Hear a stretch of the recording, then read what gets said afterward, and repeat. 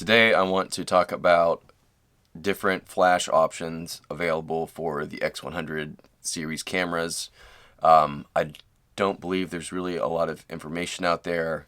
There are several options available. I do own a couple of them. So today I want to share a couple of the flashes that I think that are best fit for the X100 cameras, that are small, compact, and are pretty practical. So the first option is always you can just use the internal flash that is on the X100 cameras. It does a really good job at just throwing a little bit of fill light to say if your subject is facing away from a light source, you can use the inbuilt flash just to fill in the face a little bit.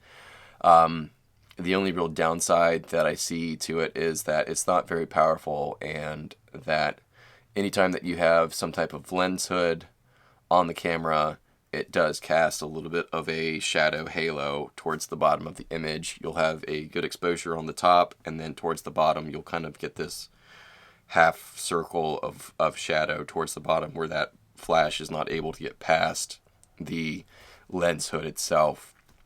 The second option that I can suggest is the Fujifilm. This is the EF-X20. This is Fuji's official flash that they offer for the X series cameras. It is a fairly small unit. It runs off two AAA batteries. It has a slave function, so you can use it off camera, off to the side, or it has the manual and TTL function when it's on the camera. Just like the inbuilt camera, it only has forward-facing flash, so if you use it as a slave and trigger it using the internal, or use a sync cable to be able to use the TTL function, the only real direction you can go with it is forward. So it's a decent flash. I think it's overpriced. The only reason that I have it is that I was able to get it secondhand for fairly cheap. I don't use it that often. I've just been kind of hanging on to it. The recycle time is pretty slow.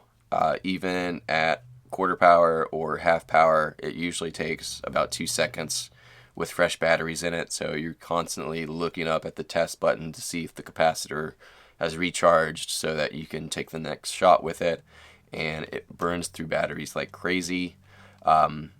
I mean, it is quality. I can understand why it costs so much. It is mostly made out of some kind of metal and a little bit of plastic, and it does have that simple push button to release it from the camera. If you want that Fujifilm brand, it is an option, but again, it is mostly just going to be a forward-facing flash, which I know a lot of people are not interested in. That is mostly what I use it for, is I like the look of direct flash on subjects. I like that real high contrast between shadow and the subject. The next option that is available is the Godox. This is the TT350. It is a manual as well as TTL flash, and just like most flashes that are out now, it has the swivel, so you can put it direct or use it as a balance. It also has a twist, just like all the other flashes that are out there.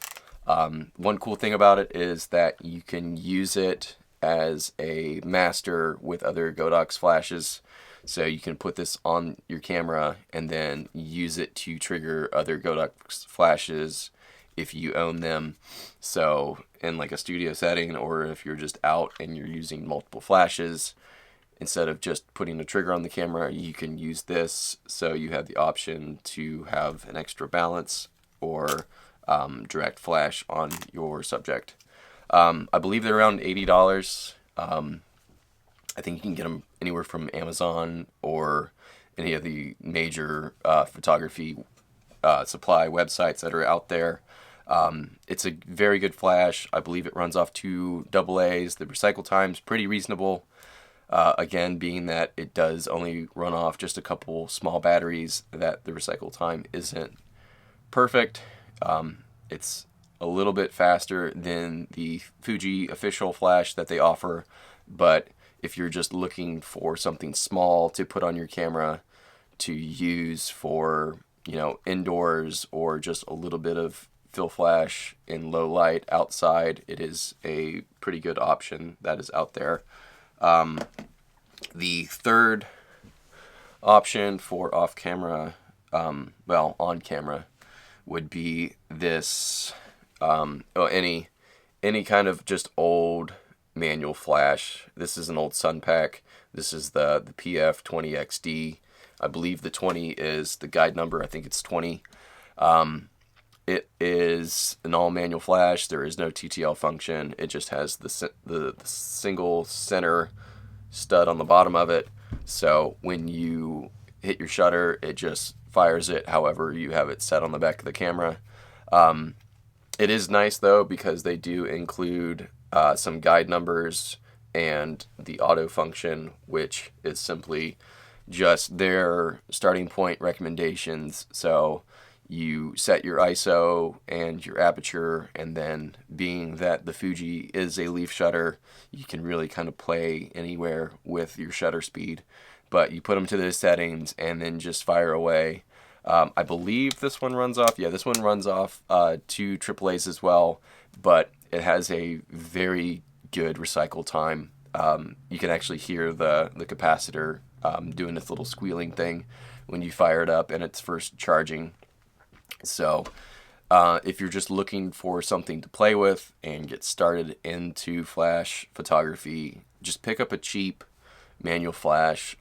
They're a lot more affordable than the more expensive ones that have the TTL functions as well as a bunch of other functions built into them. So if you just want to kind of, you know, get your feet wet and test the waters, this is a very good option.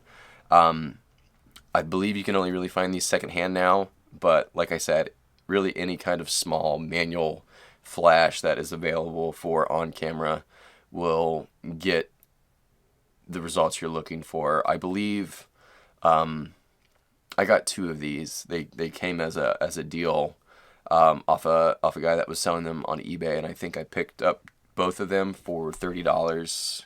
So I think I've seen them go anywhere from 30 to 60, and I think that's like when it still includes the original packaging.